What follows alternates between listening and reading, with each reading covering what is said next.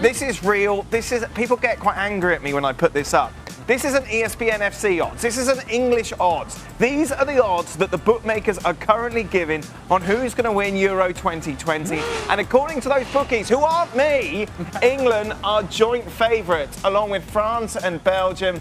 Germany at 7-1, alongside the Dutch and Spain. Let's welcome in, shall we then, Gab Marcotti, Frank Leboeuf and Shaka Hislop. Frank, on that showing yet again from England, it's very difficult to put up an argument, isn't it, that they're anywhere near the favourites for the Euros next summer?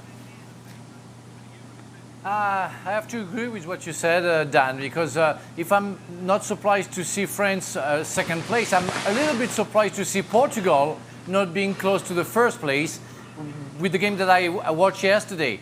Clearly, you know, when I watch Belgium against England today, we have to drop from one level considering to what I saw yesterday. Portugal completely ahead of even Belgium, if we don't talk about England. So I don't agree with the English odds and how they can put England in the first place.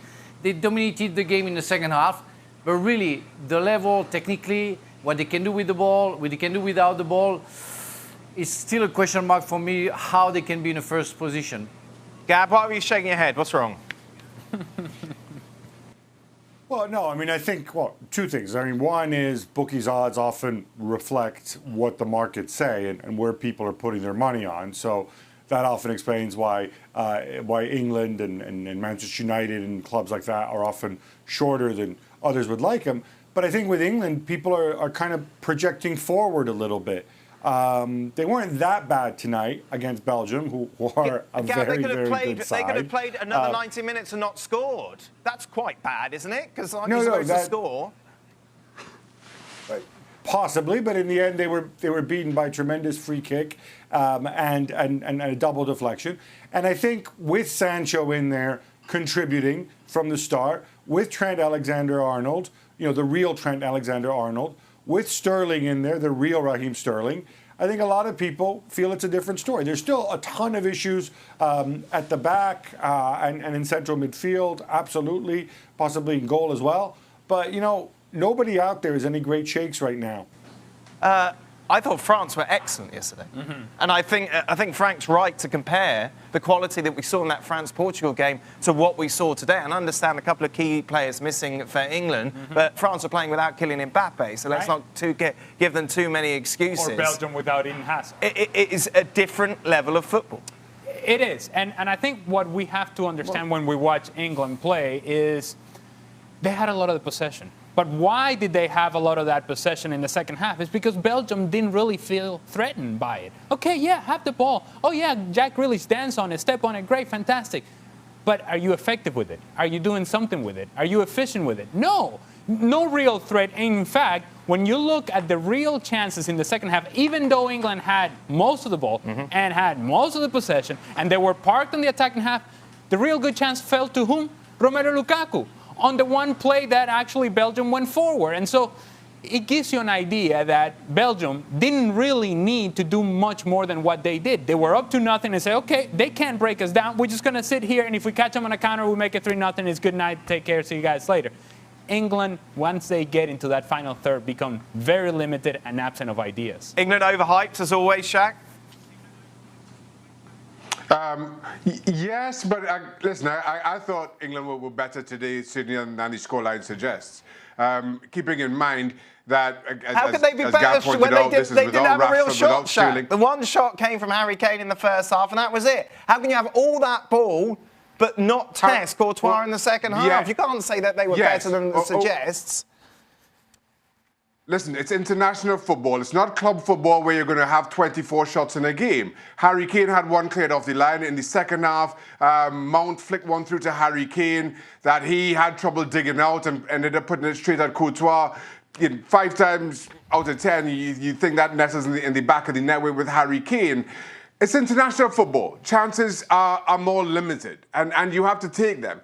Again, to your initial question, I don't think England are favourites. And yes, they're overhyped in that regard, but they're not anywhere near as bad as you're making them out to be here. And nor do I think they're anywhere as bad as the 2-0 scoreline suggests, is my point.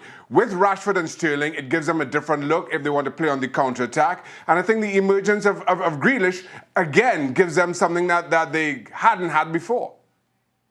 Looking at Belgium's prospects, Gab, how would you rate their performance going forward, looking ahead to the summer? I was really impressed with Belgium. I agree with what Ali said, and I think this kind of shows the evolution of Belgium under Roberto Martinez. And this was a team that we'd seen them in the past. They played good football, they played open football, and so on. But there are certain games when you get on a lead and you're better off just kind of slowing the game down and picking your spots and looking to hit on the counter.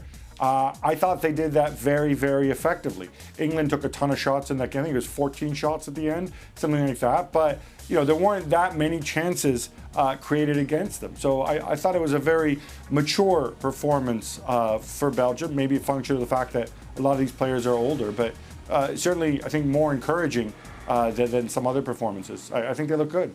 Just confirming it was Lukaku who was playing up front, as opposed to what the graphic was suggesting there. Frank, overall, where do you put Belgium in regards to context? We mentioned Portugal and France. Well, still for me, comparing to that game, and it's only one game, and we are still far away from the tournament, the European Championship 2020, even if it's going to be in 21. I still have to drop from one level. Technically, also the way that you want, when you have the ball, what you do with the ball. They have one fantastic player, is De Bruyne, and it seems to be that they're quite dependent, even if Hazard is not there, they're very dependent on the De Bruyne orders, let's say. But they are absolutely a good team, for sure.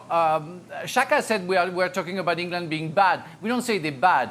We are comparing to France and Portugal. Don't forget that I talked about Portugal as well, because I think Portugal showed that, for me, they're above of England and Belgium right now. So Belgium have a chance to improve and be a real contender for the European Championship. But when we saw how much Portugal and France can raise their level, I can't say right now that Belgium and England are the contender. It's impossible for me. Well, thank you very much for watching ESPN on YouTube. For more sports highlights and analysis, be sure to download the ESPN app. And for live streaming, premium content, and let's not forget as well, ESPN FC 7 days a week, subscribe to ESPN+.